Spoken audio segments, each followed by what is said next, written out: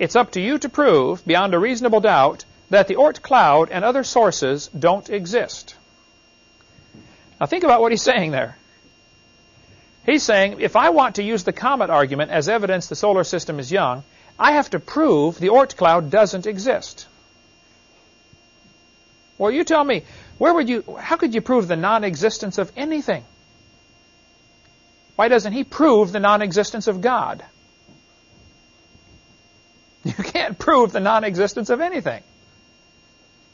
And I tell folks, look, if he wants to use my tax dollars to teach all the kids in school the earth is billions of years old, it's up to him to prove it does exist. This is a typical tactic the scoffers use often. They try to shift the burden of proof on you. No, the burden of proof's on him. Here's the facts. We do have comets. They don't last long.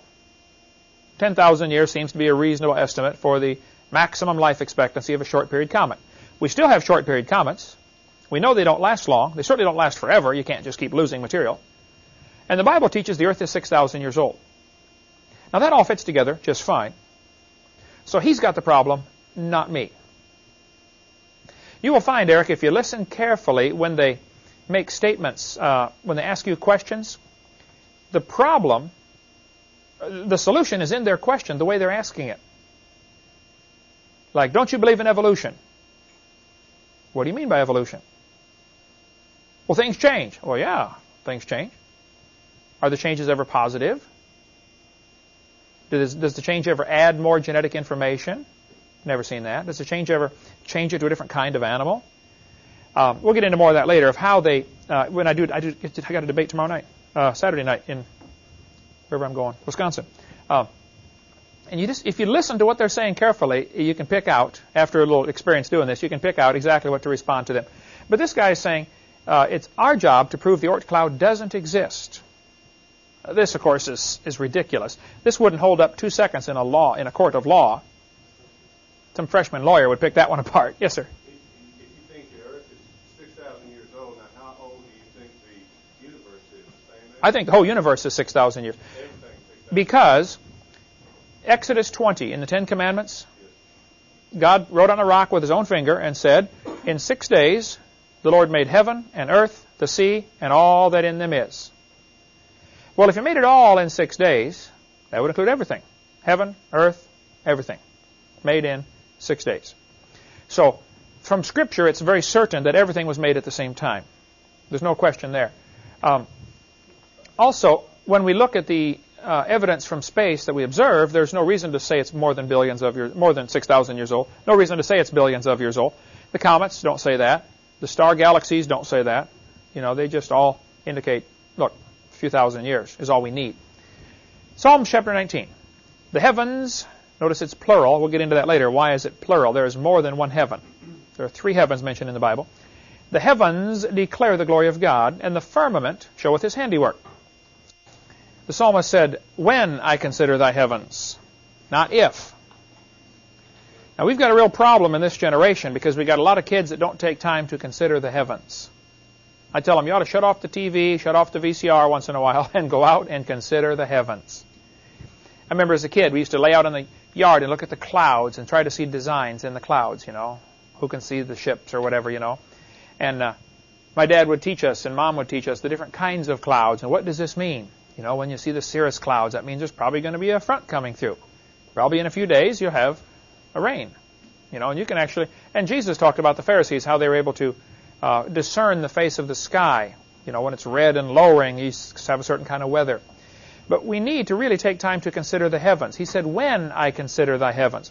Psalm 39 said, while I was musing, the fire burned. The word muse is only used twice in the entire Bible. The other one is Psalm 143. He said, I muse on the work of thy hands. The word muse literally means to think. That'll be a quiz question. What does the word muse mean? Muse means to think. Now, English is a very interesting language. We have a word theist, which means a person who believes in God. Then you put the letter A in front, you get the opposite of. So an atheist is a person who claims to not believe in God. Just the letter A in front changes the meaning to mean the opposite of. The word muse means to think. The word amuse literally means to not think. That's the meaning of the word. They have entire parks where you can pay and go do that. How many have ever heard of those before? They're called amusement parks, right? We have a whole generation that wants to be amused, don't we? They don't want to muse. They don't know how to muse.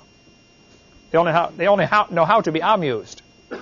That's why if you watch the Hollywood movies, they get more violent, more explosions. Got to be something bigger, better than the last time.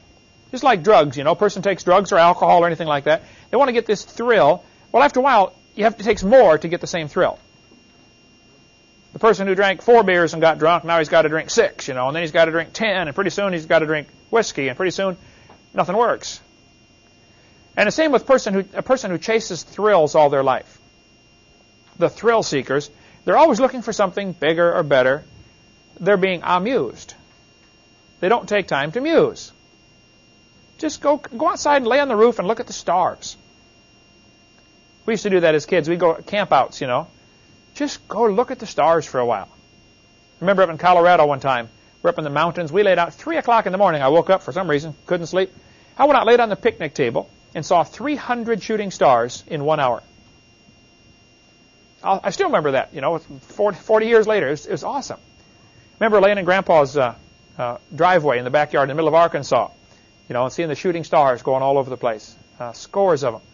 We need to take time to consider the heavens. Because when you do this, the psalmist said, when I consider thy heavens, the work of thy fingers, the moon and the stars which thou hast ordained, what is man that thou art mindful of him? See, a person who considers what God can do or what God has done is not impressed with what man can do. We see the bodybuilder, he can lift 500 pounds. Well, you should see what God can do with 500 pounds. Right? And we've got an entire generation now that are sports crazy. They can rattle off the top 10 football teams and the top 10 baseball teams, but they couldn't name the 12 disciples. We have a problem, folks. We have an entire generation now that has not learned to muse. The story is told of the prince who was going to become the king when Dad died. The dad called him in. He said, son, I'm about to die. You will be the king. Son, I know you're only 20 years old. I'd like you to promise you'll do one thing for me, would you, son? He said, sure, Dad. Now, the boy was anxious to be king because he was going to party. Man, he's going to throw the biggest party, last the next 25 years. He said, son, I only ask you to do one thing for me. I'm asking you on my deathbed.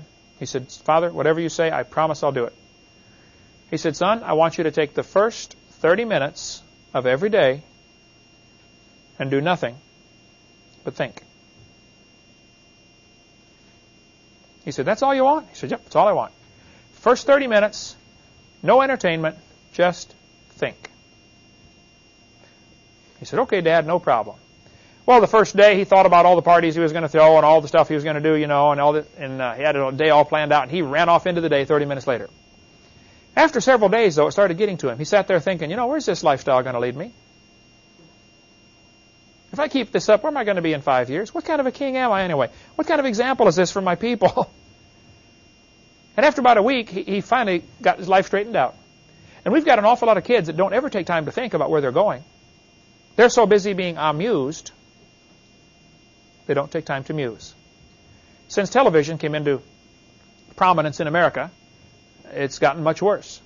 We have a lot of kids, honestly, I told my kids in school, what would happen if you couldn't have any electronic devices, no radio, no tape player, no TV, for 24 hours? It's like, oh, wow, I'd die, man. Well, you'd be surprised. You really wouldn't die. You might go through withdrawal for a few days, but you wouldn't die. We didn't have a television in our house for 11 years when my kids were growing up. They didn't have one. I wanted them to learn to muse. I like to see the little kids playing over here in the yard. Kids need to learn to imagine, to make up things. See the kids playing with the trucks and the cars. They have to have... Developing an imagination is a vital part of growing up. People who study child development and child growth will tell you, kids that sit in front of the TV from the time they're 2 years old, something's wrong in the way they develop.